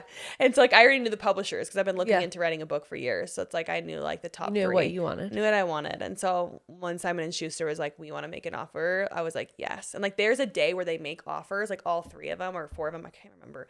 And there's like a certain day that they have to wait to make that offer. But Simon & Schuster is like, we want this book so bad. Like we're sending a prelim offer to her, like right away, like right away. So I was like, oh my gosh, like this is crazy. Like they want me. Oh my gosh. Like it was just kind of like a dream already. No, that's amazing. Yeah. And so then we got that offer, negotiated, obviously. And then, I took it. Because of money. Yeah. So I took that offer. And like, I honestly loved my editor. at Simon & Schuster. So like when I met with all of them, I like kind of did the same spiel of like the book and stuff like that, but he was the only one I cried with. So I was like, that to me almost was a sign too, that I felt like a connection with him and like the story, and that he was gonna like handle it well. And the other ones were great too, like not to discount, like they were all amazing. But with him, I had some sort of like connection where I was like, this is where I'm supposed to be. And so I think I'm glad that I did that. But then there was a hard deadline. Like it was like a very quick turnaround. But luckily, like I said to you, like I had written so much already that it was more just like piecing it together. So it is supposed to be read like a diary. I told you this outside of the podcast. Some people were like, the writing is very elementary, but I'm like, it's supposed to be. Like, that's the purpose. It's supposed to be like my diary. It's like you're supposed to be reading someone's diary. Like, that's how the story is supposed to be. So in the future, hopefully, I'm going to write more books, but they'll probably be not as diary-esque. Not like that. Although I have still been writing over the last couple of years, just like in a diary. So. Well, and now there's so much that's changed in your life. Like, it's been so chaotic, so much growth, so much fame. Like, that would be interesting to read about too. Like how you've navigated that. And how you will continue to navigate. Like I told you, you were like, oh yeah, we're gonna redo our master bedroom. I'm like, girl, you're not gonna be in that house very long. You're so nice. You're taking over the world. My husband, the businessman, is like, but it's not. We got to get the ROI and this and that and the spreadsheets. And I'm like, shut up. What the hell? I'm like, I'm on Zillow every day, and I love my house. It's just so cute. And your yard? We just did our yard. So I'm like, I can't move. It's so good. I can't move for at least minimum 1 year, maybe 2. Just your because lot is perfect. I spent a bag on that yard. So I'm like, we have to utilize it. Yeah. And it's so great. So I'm like, we'll see. But like, I would love to, like live in like Alpine or Highland or maybe Draper.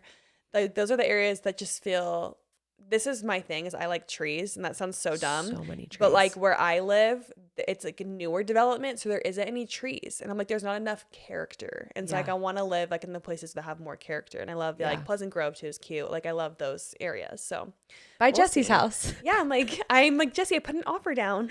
Accept it. Half price. I'm like, do it for mom talk. No, really though. It'd be like the hype house. The literally. Everyone just comes and film. It's like a tax write-off. No, I'm so dead. I was like, should I do something funny just for a joke to screw with them? And like, that would be funny. Yeah, I think it would be funny, but we'll see. No, you should. Okay, so with the book, you obviously had to change some of the names. You kept like the obvious ones, like Eric. Yeah. But I loved nothing more than when you referred to as your abuser as Dick. Yes. Was that like off the bat, you were like, that's the name I'm going to use? Mm-hmm. Well, like when I was talking about it with like publisher and all those things, I was like, the most fitting name is Dick.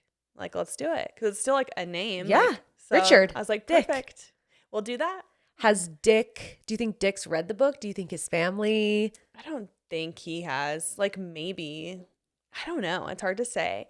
And this is actually so crazy, but I actually saw him like a few weeks ago. No way. I know I haven't even talked about it publicly, but like I was at the World Series, Game 3, and I got tickets. So not even in Utah? No.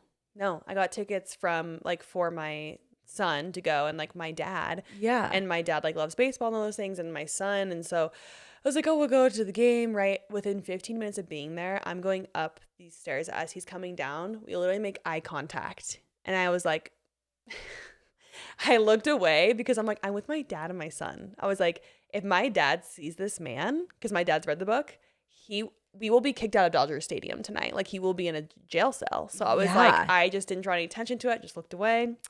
Acted like nothing happened. And I was like, oh my gosh. But so your dad didn't recognize him? He didn't see him. No, I didn't tell my dad either that he was there. Oh I don't think I still told my dad. I told my mom, but my dad probably knows from my mom. But did your heart like sink? Did a part of you, like if you wouldn't have been with your dad and your son, do you think you would have been like, hey? Or do you think like, what do you think you would have done? That's the thing. I don't know. And it's hard to say just because I haven't really seen him since everything happened really. So when was the last time you spoke to him? I saw him. Oh, last time I spoke to him was like literally when we broke up. Like it was like summer of 2014. Wow. Yeah, 2014. Yeah, so it was like a long time. And so at first it's like you get that feeling of like panic and like sinking, like I lost my appetite. But then at the same time, when I like think about it logically, and I'm like, no, like he's the one scared of me. Yeah. Like, and it's funny because like literally I think a couple days before that I posted a TikTok where it's like it's like the Stevie Nicks song. It's like, my face will haunt you, basically. And then I was thinking about it, I'm like, that's actually right. It's probably, I probably was meant to run into him so he can see me and be scared and like, no, like my ass is haunting him. Yeah. And he has to be on alert. Like he's going to be scared the rest of his life because like this, I could expose his ass, tell his name. Yeah. Take me to court. I don't care. Like think you're going to win. Like whatever. I don't care because I will drain your bank account. I don't give a shit. And if I couldn't afford to do it, which I think I could over him, my dad would, because my dad probably hates him a lot more than I do. Yeah. So, you know, I was like, bring it on. No, seriously though. Yeah. Like you're doing him a favor in a way by not. Exactly. And so in my head, I was like, why would I have this sinking feeling? If anything, he should be the one that's scared, and he probably is. So he is. Because he's a baby. Like he's a pussy. So oh, I can't imagine his mindset when he saw you. I know. And out of all the places, like I thought you were gonna be like in Utah. No, there's over 50,000 people at that stadium, and I just so happened to make not just like see him from afar. He didn't see me. We made eye contact, going up and down the stairs. Like, can you even? I was like, because at first I was like, why? Like, why did I have to run into him? Like, what's the purpose? Until I was like, I'm gonna haunt his ass. He's gonna be on the lookout. He's was gonna be the book released at that point? Yes. The book was out. So the book is out. The TikToks are posted. Like, yeah. And I know he's seeing some of it for sure. Yeah, if he's not, his wife is. Oh, for sure. And he married someone who lives close by me. And I know that because like people who I was friends with told me. And actually her friend reached out to me when they were engaged and was like, really? I think you're writing about my friend's fiance. I'm really scared. They're going to get married. So I was like, girl, if you can do anything, get her away from him. I will give you all the advice in the world. Get her away. And, you know, whatever. Obviously, they still got married. But so I tried my best. Washed my hands of that. There's not anything else I can do. There's nothing you can do. It's not your monkeys, not your circus. Exactly. Like I tried. Like me, actually, this is actually funny. I don't think I've even said this publicly either. But me and his ex-girlfriend after me, who he also abused, she reached out to me. We had a conversation about like how he's obviously the worst and abused her as well. And she was the one who told me, actually, now that I remember, that he was now like engaged to someone, right? And so she was like, what do we do? And I was like, there's not a lot we can do. So we actually emailed his fiance's dad. No way. Yeah, we did. Because I'm like, what can we do? Yeah. So, and like, who's she going to listen to more than her dad? And then her friend also, like reached out to me. So it's like, we tried our best. There's two things that we did, right? And like clearly didn't work. And I don't think he's changed based on what I've heard, you know, from me and then like his girlfriend after me. But for this girl he's married to's sake, I really hope that like she's okay, you know? No, but seriously. I don't know. It's out of my hands. It really sucks that men can almost like camouflage, and especially in Utah culture, Mormon culture, you get married so fast. Yeah. So you think you know somebody, but like, do you really know someone? It's very scary. And they can act and be a different way for 6 months. They can. Yeah, no, 100%. And it's scary. So that's why you have to date someone through every season. Like you have to just see everything, the highs, the lows, you know, to know who you're marrying. No, that's so scary. And I can't believe that you actually saw him. Can you believe that? That like, is. What are the odds? Like the odds are 1,000,000 to 1. Isn't that bizarre? That is at Dodger Stadium of all places. I can't. No, that's insane. Was there any part of the book that you almost didn't keep in? There was a part I took out. This is I'm gonna make this a short story. Yeah. It's like really weird, but there was some text messages that I put in that Eric had sent me that didn't shine him in the brightest light. They weren't mean. Yeah. But it was more just him like trying to like cover up that he had like cheated on me, right? Yeah. And like, so obviously it's in a way that's like gaslighting to an extent, right? And I took them out because I was like, he was such an amazing guy, and he was 19. He was a child, like when he passed away, basically. So it's like, I don't want people to have a negative perspective of him, because people take one thing and they run with it, right? So it's like, and I know who he was, right? And he had an amazing heart, love him, whatever. Okay, so I took that out because I was like, I don't want to, you know, have him look any sort of way that's negative, right? And he can't defend himself. And he can't defend himself. And also, like, my son's going to read this book one day. I know that. So I was like, I'm going to take that out. And again, just to be clear, he was not being mean, calling, nothing like that. He never was ever verbally abusive, anything. He was really great. We never fought. Just want to be clear, because I can see people taking this a different way. He was a 19-year-old boy who was trying to talk his way out of getting in trouble. Exactly. Anyways, this is the weird part of the story, I guess, is that, you know how Jessie has like her energy healer girl. Yeah. To make a very long story short, she told Jessie that like Eric had come to her at some point and needed to talk to me or something like that. And it was but the reason why I'm not a believer in that kind of stuff, like I'm like, I have to have the facts or else I don't believe it. Yeah.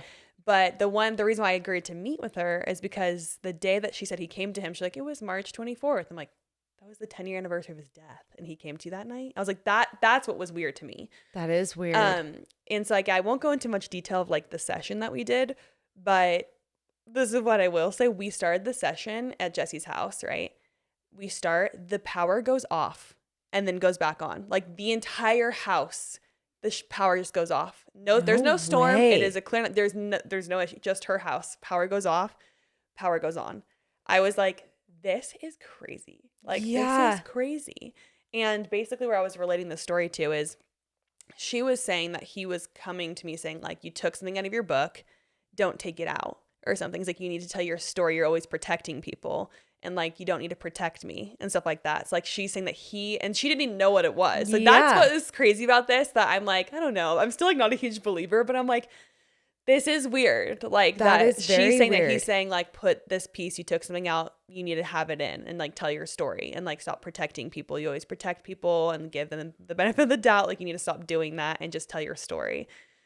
I still left it out for protection. Yeah. But I did think that was really interesting. So that's the first thing that I guess came to mind when you asked that. Isn't that crazy? That's so crazy. Yeah. Was it were you guys filming when you did this? No.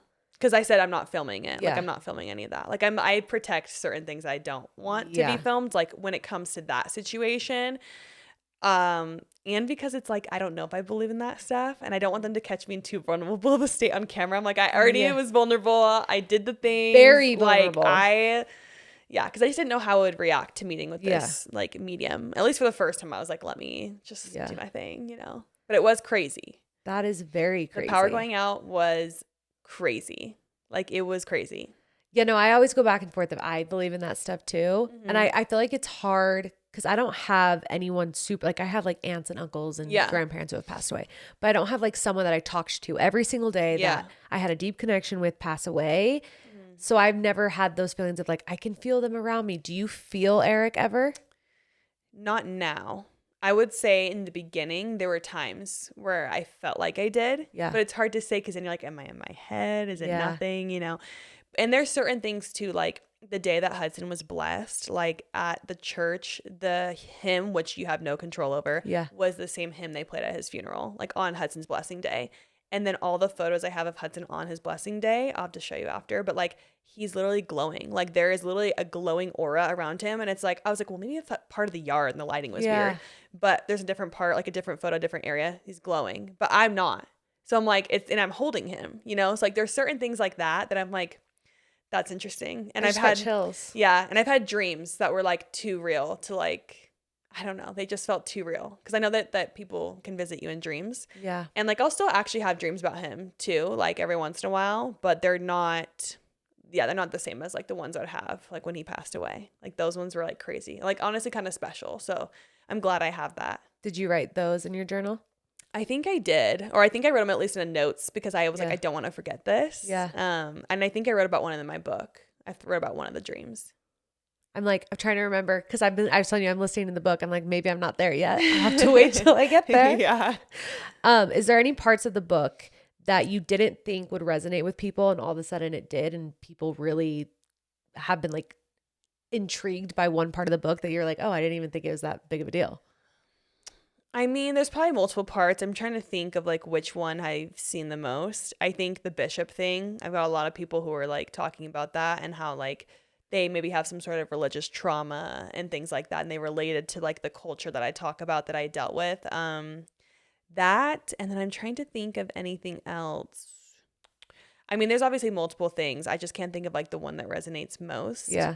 I think a lot of people like the ending, which I did love, which you'll have to read. I know. I'm like, I'm not there yet. Don't tell me. Yeah. But people always ask my favorite part. I'm like, even though I probably wouldn't I know?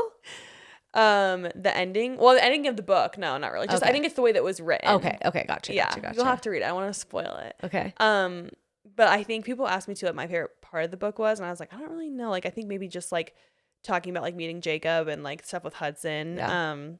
But when I thought about it, I was like, this is so random because no one usually ever reads this part, but the acknowledgments, I like that part. And I think it's just because like it just warmed my heart writing them. And then also like just talking about my kids in them and like stuff like that. I was just like, that's like my favorite part too. And just like the dedication because it's for my son. And so like I remember just like, even like when I went to read the audiobook, I almost started crying line 1 of saying like my saving grace Hudson. I was like, oh my gosh. I think that's why I was a little more monotone. It's because I'm like, I can't get through this. I don't know how you did it. Yeah. I don't know.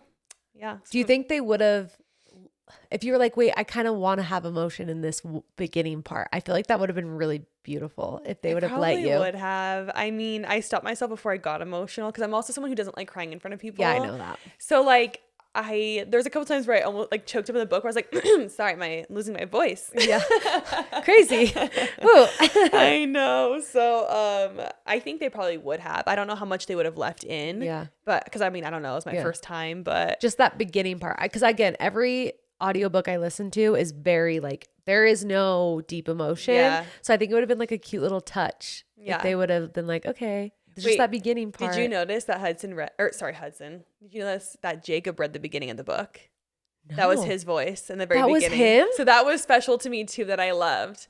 Aww. It's like, told you so. Like, that's his voice. And he's like, a Simon & Schuster audio production. Like, I didn't know that was his voice. Yeah, yeah.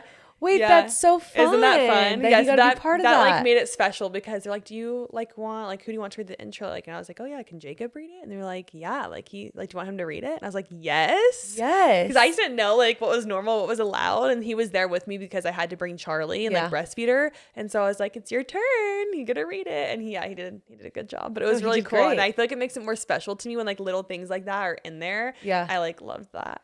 There were parts of the book that I guess they didn't resonate, but I was like, oh, whoa. Yeah. I didn't coming to age stories? Yeah. Well, like when you talked about being wet. Yes. Because I had the exact same experience. Right? And I was like, oh my gosh. It made me realize like nothing is unique to anybody because we all experience this stuff. And that's why I put it in there. It's because originally I was like, that's like so embarrassing to tell this story. But I was like, but it's not, because I'm like also being Mormon too. Like, you're not educated on sex. And like, I literally was like, I'm dying. Like, something's wrong with my body. Did I pee my pants? Yeah, pee my pants. Or I was like, I have like kind of health anxiety clearly. Yeah. And I was like, I think something's wrong with me. Like, I'm leaking something.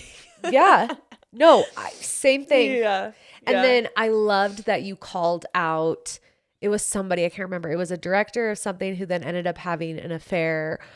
And you called it out in the book, and I loved that. I loved that because that was something you did not need to do. I did. And it was like a little sprinkle of shade, like, oh, your opinion actually wasn't that valid because look what you did. I know. And part of me had to for my ego's sake. Yeah. Also just because like my parents, my dad like investigated Eric and he was so into it. It's like, well, this person who was his coach said this. And I'm like, well, is it valid anymore? So it's kind of. No, seriously. So it's kind of like, I couldn't help myself. I had to kind of do a little. No, I it's loved more so caught back at my family a little bit. I loved it. I loved it. I couldn't help myself, but they already know I'm the black sheep and I'm like probably the most verbal about my feelings in the family. Like, I'll just say it how it is, and I don't care to have a different opinion with people in my family, and I'll just speak it. So no, those were the two things that I clocked. I was like, I need to tell Mayci. I was like, shocked by those that you put that in there, but I loved that you did. I loved. So I can't wait to finish it. I also made it generic because I didn't want to like necessarily expose that specific person, make them feel bad or anything like that. But also, well, yeah. And I was like, I don't want to have any issues, but no. When you were writing the book though, was it the same? Was it the experience you thought it would be? Because obviously it's your diary. So you are taking things that you've already written, but you have to form it into a book. Yes. How fast did you have to turn it into a book?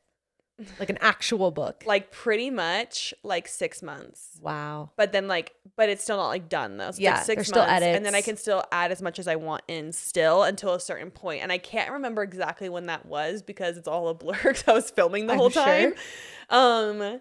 But we got it. Yeah, I delivered it and that's just first draft, right? So then it's like I added so much more into it too later, and they cut a lot. They cut things too, obviously, that it's like, So my dark humor got cut. Were you annoyed if they cut things? Not a ton, but sometimes I'm like, oh, I thought that was good, or I thought like I wait, thought I wrote that well, I but thought that was funny. What do you mean? yeah, there was a dark humor thing they cut, but I'm not even gonna say it on here because if they cut it and thought it was too dark, then maybe I shouldn't be saying it publicly. Yeah. But I thought it was funny. You're like, it was funny. I'm to like, me. it was funny. You had to be there, but No, really though.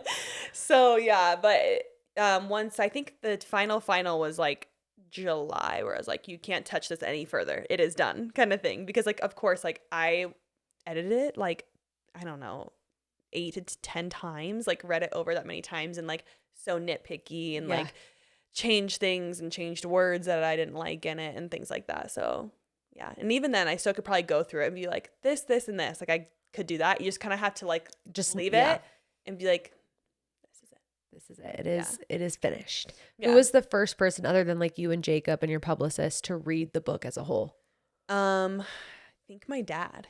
Okay. Yeah, I gave him the first signed copy. Yeah, so wrote him a long note, signed it, because he was the reason why I even wrote it to begin with. Yeah. And so I feel like it was obviously a very special part of the story. And so I was like, I think it was right before it came out, actually. I waited until right before it was coming out. Yeah. Like this was probably September. So like did recently. they know majority of those details in the book?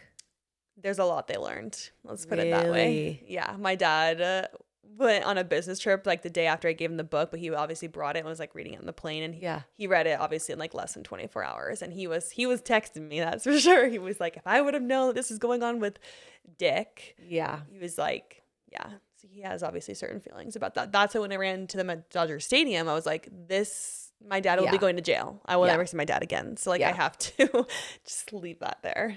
Mm-hmm. Yeah. The name, the title, I Told You So. How did you land on that? What other contenders were there before the final I Told You So? There was a lot. I'm actually wondering if I could like, let me see what I have in my phone and I can show you. But Told You So was the kind of the one that we agreed on with the publisher. The original title that I wanted was already a book, so I couldn't use it. Oh. Yeah. That's hard because like there's only so many words. Yeah, in no, I English know. vocabulary. And so it was really hard. Like I asked did I delete it? I think I deleted them. Okay, well, they're gone. Okay. But we didn't even ask like my sister Lauren. I was like, what do you think could be good? And like there was a couple that we liked. I like the title Uncoachable, just because like it relates to tennis, and like my family always said I was like the most uncoachable person. I just don't listen to anybody and blah blah blah. And so I like that one. And then like Told You So is definitely one that I liked. But the original title that was like, this would be the title of my book was One Day. But that's already a book that turned into a Netflix show. Yes. So that obviously couldn't happen. Yeah. And it just relates to something between me and Eric. And I talk about that in the book. That was like our saying with each other. And so I wanted to, it was kind of like a nod to him. And I like always like, oh, I'll name it that if I write a book one day. But then it was taken. So I couldn't do that, which is okay. But like if you read the book, you'll see that like it is sprinkled in there. Yeah. Throughout. And I had to do that on purpose, like Easter eggs, For sure. So yeah, Told You So is basically like my parents always saying like, told you not to date this guy, told you not to do this. But it's also me proving a point of like being the baby of the family. I feel like you always get overlooked and no one takes you seriously. And it's like you're kind of like the one that no one goes to it for advice. And like I was kind of the F up, to be honest. Like I got pregnant, got knocked up. All my siblings were married in the temple doing good things. And I'm over here jumping out of college, knocked up. Like and so it's kind of a nod at like Told You So. Like told you that I would like overcome this and be bigger. And I know that like when I was going through all of it, and like my ego talking right now, when I was going through all of it, I was like, I will prove all of them wrong, because that is my personality. Like I am stubborn. And so I was like, I'm going to prove all of them wrong. And like, I'm so bad. I'm like, I will be the most successful in my family. And like, now that's what it is. That's why it's Told You So. So that's also a part of it, you know? No, I love it. I love it. And that's like one of the things I love about you is like your confidence, and you may call it ego, but it is confidence, and it's something that a lot of people struggle with, and they like don't see themselves as like being able to be the best. They make themselves small, and you never do that. And I think that's very admirable. And I think a lot of women should look up to you in that sense, because a lot of women aren't secure in who they are. Yeah. And that gets them in situations that are bad for them. Yeah. Or like bad men. They date bad men because of that. And like, and I will say I do have moments where I feel insecure for sure. Yeah, like, everyone human. does. Like I'm human. So, But for the most part, I will say I'm pretty confident. And I think it's just the way I was raised too. Like we were raised to have very thick skin in my family. There was no excuses, very tough love.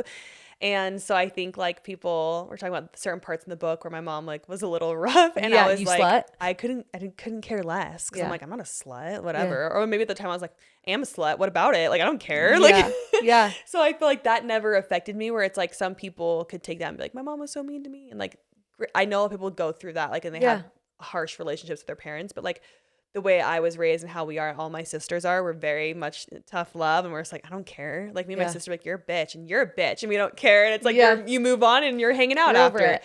I think it's the same way with the show where people are like, they're so mean and this and that, and I'm like, did you not have sisters growing up? Like, I feel like for the most part, me and my sisters always were like pretty nice to each other, but like definitely moments where like, like especially when I was pregnant, me and my sister McCall went at it. Like, I'm sure. I think I like said the F word to her in the church. My McCall was like, Mom, Mayci just said the F word. And I was like, Tattletale. I'll do it again. I was like, no, I didn't.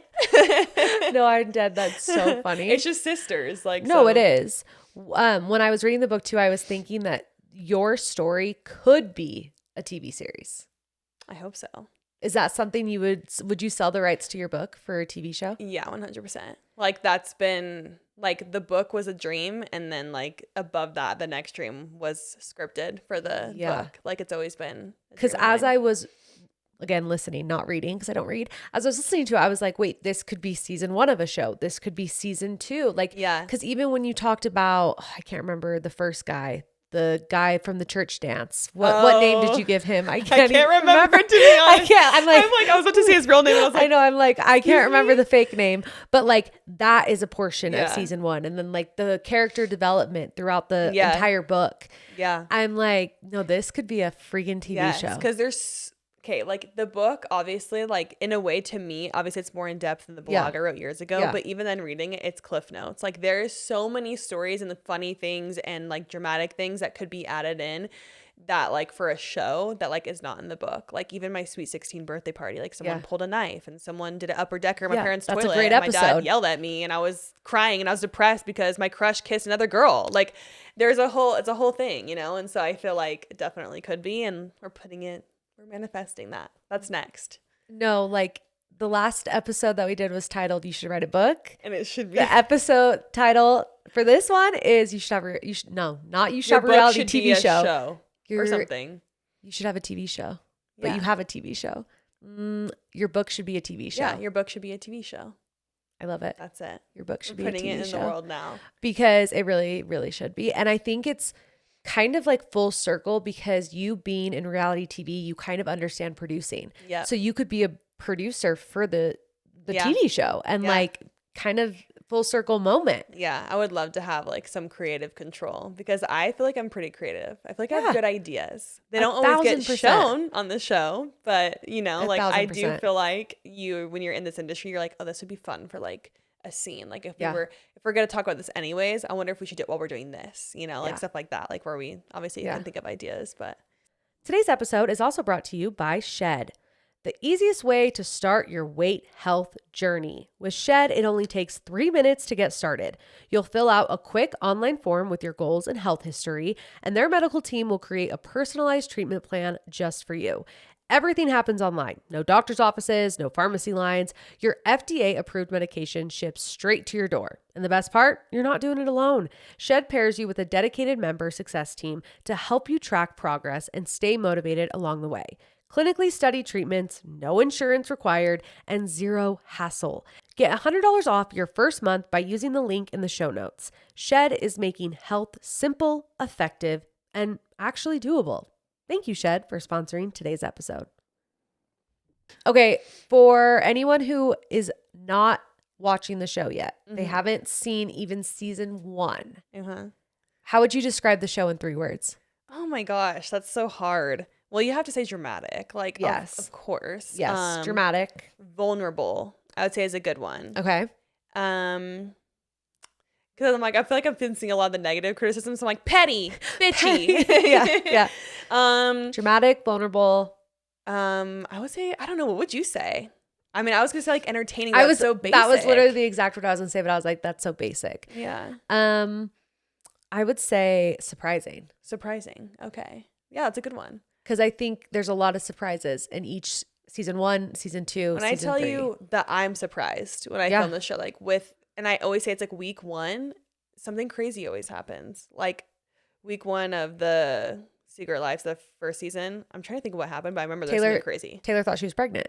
Yeah, but there's like other things happening. It's hard to say because the pilot's mixed in with filming this season. I guess there was Whitney coming clean about like the whole Connor thing. Yeah. There was a lot happening. Jenna, every season. And then season 2 was like the Jenna thing happened in week 1. And I was like, whoa. Like it was like crazy. And then season 3 was week 1, Jesse's affair. Like I'm telling you, like I'm shocked when we go to film every time. Yeah. I'm like, we're so boring. Like nothing's gonna happen, and like it's gonna be boring. And then week 1, I'm like, oh, ta-da! Crazy. Yeah. It's okay. Crazy. Vulnerable, dramatic, entertaining. Oh, surprising. I'm like captivating. Same thing. Captivating. That's a good one too. Yeah.